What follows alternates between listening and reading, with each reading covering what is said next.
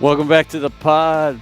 We are presented by WinBet. Betting is a team sport. Bet together at WinBet. Eric Allen here down in Mobile, Alabama, with Phil Savage, Jets senior executive on the football side, of course. Phil, I wanted to ask you, the tagline for the Senior Bowl is "The draft begins in Mobile." Do you believe that? I think for the general public and the media, it probably does Okay. for sure. That was a tagline that Jim Nagy, the executive director who took over the game after I left, came up with, and I think it's really stuck. They've made it a hashtag, and so this is really the beginning of that journey, that march towards the end of April and the draft. And you know, for the coaching staffs in particular, and even some of the general managers, they haven't really been able to focus on college football as much. And so this is their intro to 110 or 120 players that are down here to get started on that process to the draft. How pumped were you when you heard that the Jets had been asked to coach in this game? And how does that change from a personnel perspective that your staff is actually here with the kids on the field and in the classroom? Yeah, of course, in December, I knew there was a chance that we were going to be at least in the mix to coach the game. And ultimately, when that call came and word began to trickle out to our staff, I think particularly in these COVID times, Yeah. it's even more valuable than maybe even in the past, because there have been some limitations the last 2 years in terms of the interaction of our scouts and myself personally. When we go to a college campus, you don't have quite as much access as maybe you did prior to 2 years ago. So I think our coaching staff can certainly fill in some blanks that we might have on certain prospects. And of course, they're going to form their own opinions on some of these prospects. And it could be in a positive way for the player, but they're, obviously not every single player we like. Right. Yeah. So it could be to verify that, okay, there's a reason you guys didn't like this particular prospect, and we saw that during the week or in the meeting rooms or what have you. So I think, again, to reemphasize the fact that in these COVID times, I think it's even more valuable than it would have been in a normal year prior to 2020. Every day is a new normal, but does the Senior Bowl feel a little bit more normal this year at this point, uh, since the pandemic began a couple years ago? Yeah, I would definitely say Yeah. so. Last year, every person that attended the game, staff, coaches, players, everyone was tested. I mean, league wide every single day. So that's something that has not happened here this year. And, you know, unfortunately, lower Alabama, we were hit by a series of hurricanes in the fall of 2020. Mm. And I've always said, hey, when the hurricanes came through the front door, coronavirus went out the back. So it's been a little bit more of a freer society in this part of the country for sure, over the last year or so. And that has certainly, uh, you guys have felt that being here, Sure. coming up from New Jersey down to Mobile. How big of an opportunity is this for you guys ahead with the two top 10 picks, number 4 and number 10, the 4 picks in the top 38? You got the 9 selections, but the 4 picks in the top 38, that's the third time since 1970 the Jets have had 4 picks that early. Well, it's an enormous opportunity for us to really continue to change this roster and upgrade and improve it, and bring in players that we really want. We're going to get 4 guys. If we don't do anything, if we don't move up, move down, if we just sat still, we're going to get 4 players that we really like. And, that's a huge opportunity for us to improve the team. And I think one thing about the Senior Bowl, these 110 or 120 players that are here, and particularly the 60 or so that are on our side of the ledger, in some ways, we'll be able to put those guys to bed Right. after this week. So, in spite of the fact that, okay, you got the combine, your pro days, and those are all pieces of information, but for the most part, I think we'll have a nice book on those players that were on the national team coached by the New York Jets. So, now that gives us a chance to focus more attention on other players, particularly guys that are going to be in that top 10 consideration. Right. So, you know, there's the tangible benefit of having the hands-on experience with these players, but also the idea that, okay, we don't have to spend as much time researching these guys as we would in a normal year because we know everything about them. Let's focus our attention on some other players over the next couple months. What did you think about the early returns on investment in that 2021 class? To start with Zach Wilson, of course, Joe trades up for Elijah Vera Tucker. You get Elijah Moore at the top of the second round. Michael Carter, who played in this game last year, ends up leading the Jets in rushing. Hamza Nasruddin, he played, I think, 12 games. Jamie Sherwood, obviously, went out early this year, but what great value with the defensive backs. You're talking about Jason Pinnock, who was drafted as a corner. He starts at a safety for you late in the year. Brandon Eccles, 2 picks. Michael Carter looks like he's going to be a long-term answer at the nickel position. What are your thoughts? Yeah, I think the great news about those particular players is, first of all, they got a lot of experience this year. But secondly, it wasn't just the talent that they brought to the table. And, with some of them, we saw more flashes than consistency. With others, we saw a little bit more consistency. Right. But I think every one of them has a passion for the game, a football mentality, a temperament that it's going to take to be successful. And so, to to build off that draft, I think it, as a staff, it gives us some confidence in terms of going into this 2022 draft that, okay, some of the things that we did last year, really, we were able to apply it and it worked. And so now that gives us a bit of a template moving forward to say, okay, this is what we had success with in 2021. Let's go that same direction with some of the guys that we'll see this year. So I think we're definitely encouraged by this last draft, and hopefully we'll just continue to get better in terms of not only our evaluations of the talent, but the evaluations of the people as well. You were in Joe's seat before. How much do you appreciate everybody sticking to the blueprint in terms of we're playing young players? We know there's going to be bumps along the way, but they need these reps because the Jets had more snaps from rookies on offense and defense than anybody in the NFL. Yeah, I think that's a real positive sign, and we should all be encouraged by that because there is this game plan, this strategy that's been communicated across the whole organization. So it feels like there's been buy-in from everyone in terms of, okay, there are going to be some ups and downs, and it's not going to be just a straight line. There's going to be a lot of curves in the road as we go up this mountain of the NFL. But I do think the idea of it being communicated from ownership all the way through the entire organization that, okay, this is a bit of a reset. Right. And now, we may even take a step backwards before we are able to go forward. And I think, those were some growing pains that we had this year. And hopefully a lot of that is in our past. I know, like the Tampa game. So my phrase for that, I said, hey, that was 58 minutes of our future and 2 minutes of our past. And so, that was a game where, for the vast majority of that game, we played our best football as a collective team, offense, defense, special teams.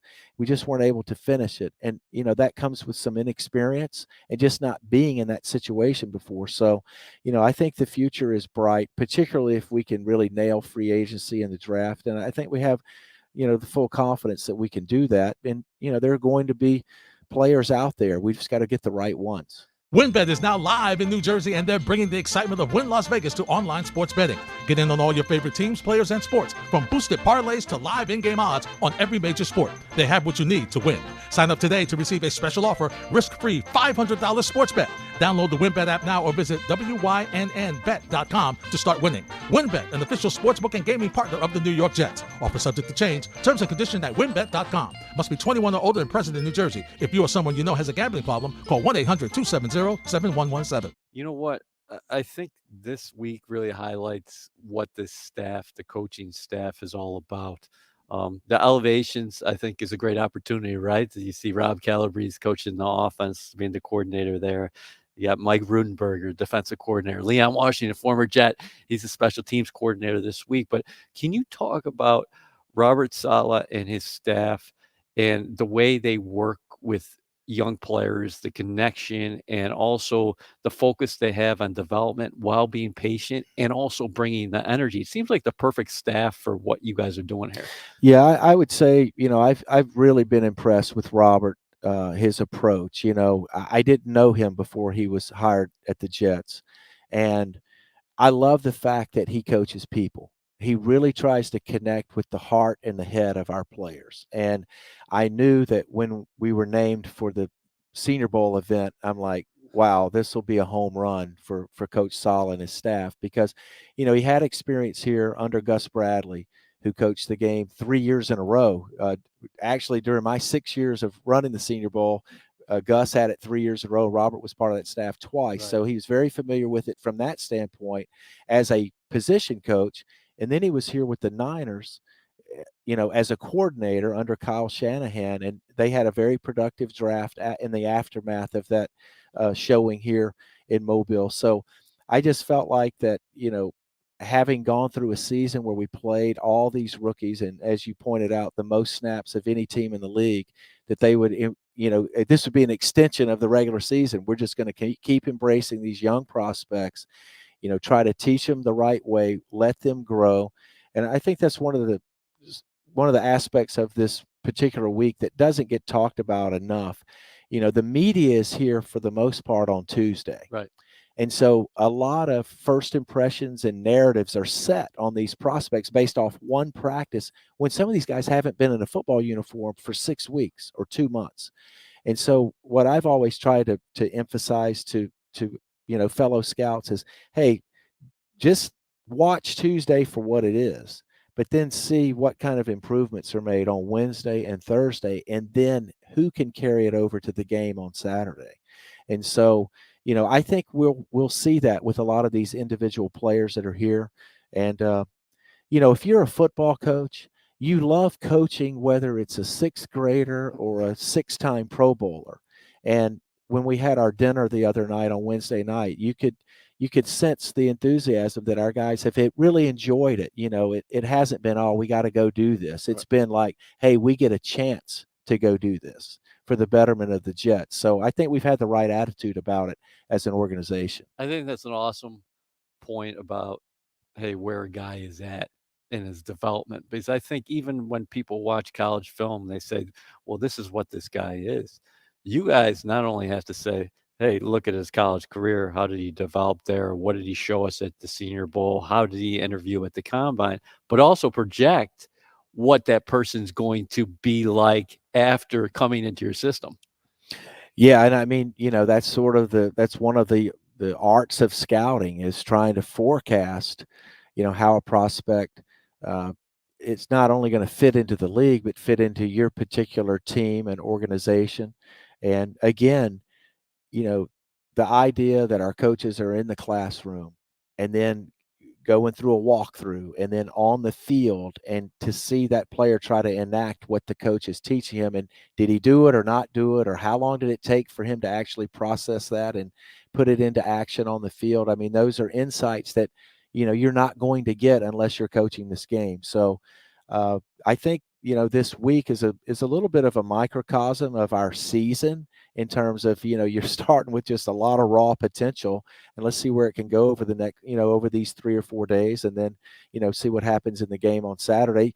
And even though it's a team sport, I mean, this is an individual week. Let's face it. I mean, each one of these kids is their own brand, and it's a one-on-one sport, and those are the tapes that really get watched the most. And so we'll see if it carries over to Saturday and see how some of these guys perform, in their own silo, so to speak. No specific examples, obviously, but what are the meetings like for you guys? And maybe you can touch upon the change schedule, because I think they just did it 2 nights this year, where it's Monday and Thursday. But what are you guys looking for from a prospect? And I know it changes, and you tailor questions to the guy, but overall, I've really come away after talking to you guys, the personnel staff and the coaches. You guys look for a certain type of mentality in terms of guy has to really love the game. And people think, oh yeah, well, either play football and whatever. But you guys are looking at another level. Yeah, I would say, with the interviews, for sure, every player that's here already has a number of grades on them. I mean, I think every player here had at least three exposures. We had three different scouts see them during the season. And so there's a bit of a book on them already. And so what you're hoping for in that interview is that what you've been told by the pro liaison, the strength coach, his assistant coach, maybe even the head coach, it matches up his personality and what they said about him. If it was in a good vein, it matches up with what you're hearing from him and seeing from him. And there's certain players that don't get the greatest of reviews. So you want to dig in and figure out, okay, what was it they didn't necessarily like about that player? What was some quirkiness in his personality, Right. or hey, there was an episode in college that needs to be addressed before we could sign off on a prospect being drafted by the Jets. So they're only 15 minutes, but you can get a lot out of a 15-minute interview. And as you pointed out, the love of the game goes beyond what the game's going to give that person. What's that person going to invest in the game from a physical, mental, emotional standpoint? Uh, you know, Obviously, some of the best players that we've been associated with over the years. I mean, I won't say that they would play for free Right. because it is professional Of course. football, but it wasn't the millions that motivated him. It was that I want to be the best player on the field, at my position. I want to make a name for myself. I've got a chip on my shoulder. I was a 2-star recruit in high school, overlooked. I blossomed in college. Now I'm being overlooked in the NFL. I'm a 6th-round pick. I'm going to prove these people wrong. And so everyone has their own individual motivations, but I do think that you can sense, you know, why a guy is wanting to play and what is his real motivation, because it does have to go beyond the dollars, because it's such a long season. If you don't love the game, you won't last very long. You and Joe have a special relationship because he used to work for you before. When he gets hired as GM, he brings you in.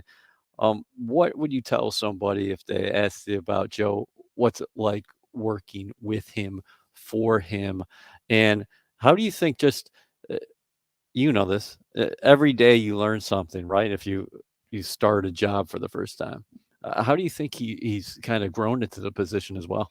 Yeah, I think the Joe's personality is the steady hand, and I've said that now for since his arrival with the Jets, is that you know he's not going to be all over the place. He's going to be focused. He's going to be driven. He's not going to let people see as much that something's bothering him, or that hey, it's great, or hey, it's not going well. He's going to be a steady Eddie, and I think you have to be that as a general manager. You can let some of your staff and the coaches have more emotion, but I think as the GM, you have to be an example that okay, it's all about what's next. And certainly there have been some challenges. I mean, I've told Joe personally, myself, I'm like, Joe, you're experiencing some things with the pandemic, Yeah. you know, with the unfortunate death of an assistant coach, a Greg Knapp. I mean, these are things that are not in the general manager handbook, and he's had to deal with those kinds of things. And I think there are times where I think every general manager goes through it in the whole league, where you feel like you've been in football your whole life, and now you feel like it's everything except the actual essence of the game. And I think that Joe's been able to keep his focus on the ball, Yeah. on football, because that's really what the bottom line is the actual game. And I think Joe has an excellent touch with the staff and the organization. He's found the right balance for himself, and I know that he's extremely thirsty for success. Yeah. And that drive is in there for us to be a successful team. He's got a lot of pride. He'll never say it, but he's got a lot of pride in who he is and what he represents and what he wants to do for this franchise. Speaking of drive, let's end there. Um, you mentioned Joe and his thirst for success. How much do you still love this? You've been doing it for a long time. You got a lot of passion. I can sense it coming through. Like you're already thinking about that 22 draft and who you're going to be at. Yeah, I love the game. It's a great game. It's a brutal business at times. Eric, when I started off as a grad assistant at the University of Alabama in 1987, Bill Curry was our coach, and he asked us to turn in what our goals were, immediate and long term. And my immediate goal was to become a full-time assistant at a college. Yep. My secondary goal is to become a coordinator at a small school because I'm a Division III guy. I went to the Swanee, the University of the South, and so I want to be a coordinator or head coach at a D3 small school, and then I want to go into athletic administration after that. And I still have that sheet of paper in my desk because in my, you know, in my limited scope of what my future could perhaps be, those were the goals. And so when I walk around the streets of Mobile in my hometown and think back about all the different jobs and situations and people that I've worked with over the years and the successes and the defeats, and like as a 7 or 8 year old kid going to the Senior Bowl in 1973 and watching Chuck Foreman and, Ron Jaworski throw it around. If someone would have said, hey, this is what's going to happen with your football life, I would have signed up for that 1,000 times in a row. Yeah. So I've been very fortunate. I do love scouting. It started off in coaching. I moved to scouting, and I enjoyed the idea of being able to travel, see the country, and try to figure out if a guy is good enough to not only come into the NFL, but can he be successful for our team? And I love that aspect. I love going to games. I went to like 22 games this fall. I mean, I love going to games. I love the excitement of it. And then, seeing the players in person, up close. John Wooten had a phrase, hey, you got to smell their breath. Yeah. I still like going on campus and going to games, smelling their breath and figuring out, can they help the New York Jets? That's awesome. Appreciate your time. Unbelievably gracious as always, buddy. All right, Eric. Hope you guys have enjoyed your time down here.